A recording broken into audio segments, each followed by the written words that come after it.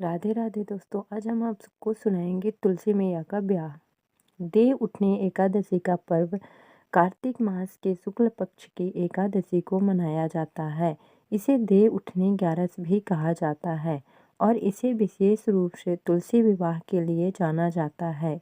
इस दिन भगवान विष्णु के 4 महीने के विश्राम के बाद जागने का पर्व मनाया जाता है। इसी दिन तुलसी और शालिग्राम का विवाह भी संपन्न होता है। यह पर्व प्रेम, भक्ति और त्याग की एक सुंदर गाथा के रूप में जाना जाता है। तुलसी और जालंधर की कथा।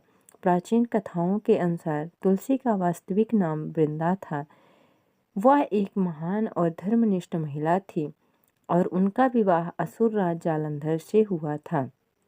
जालंधर असुर होने के बावजूद अपनी पत्नी वृंदा के पुण्य और तपस्या के कारण अपार शक्ति प्रदान प्राप्त कर चुका था।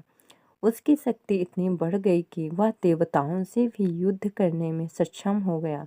वृंदा का पतिव्रत धर्म और उसकी कठोर तपस्या के कारण देवताओं को उसे परास्त करना असंभव हो गया था।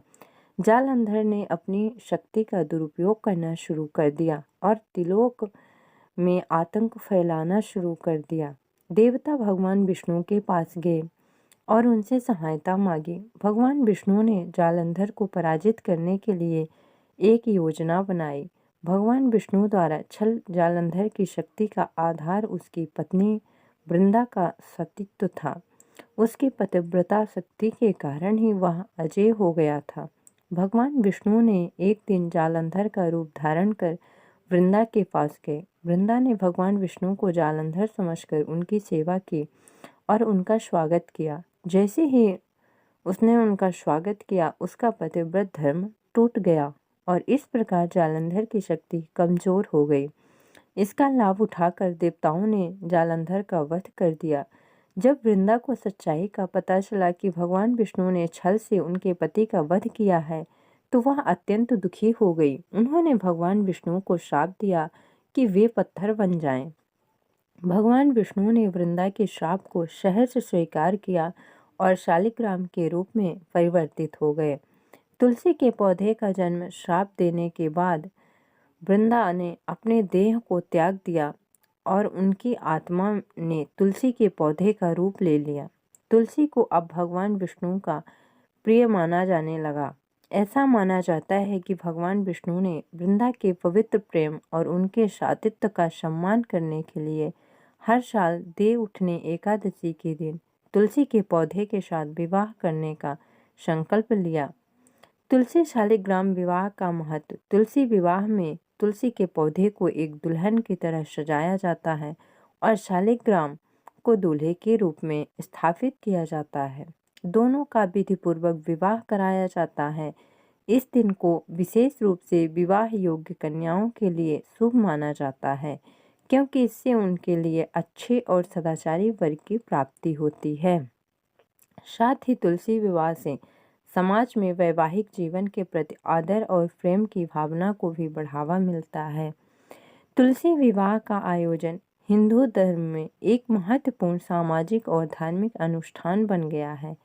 इस दिन विशेषकर अविवाहित लड़कियां और महिलाएं तुलसी विवाह में भाग लेकर भगवान विष्णु और माता तुलसी का आशीर्वाद प्राप्त करती हैं।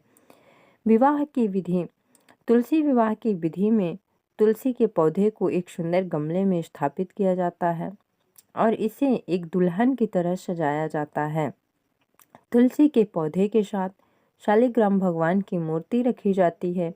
इसके बाद शालिग्राम और तुलसी का पारंपरिक विवाह किया जाता है।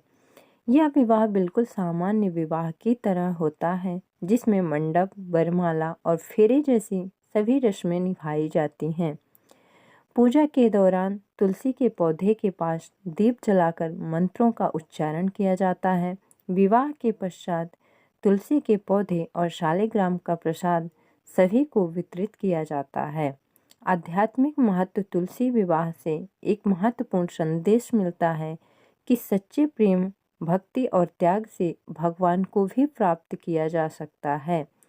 यह पर्व हमें सिखाता है कि भक्ति में इतनी शक्ति होती है कि भगवान भी अपने भक्तों के प्रति असीम प्रेम और आदर रखते हैं। तुलसी विवाह का यह त्यौहार न केवल धार्मिक बल्कि आध्यात्मिक रूप से भी बहुत महत्वपूर्ण है, जो प्रेम, आदर, भक्ति और त्याग का प्रतीक है। राधे राधे दोस्तों, कहानी कैसी लगी कमेंट करके ज़रूर बताइएगा। इससे आपको बहुत कुछ सीखने को मिलेगा। हमारे चैनल में ऐसे ही आपको कहानियाँ सुनने को मिलती रहेंगी। राधे राधे, जय श्री कृष्णा।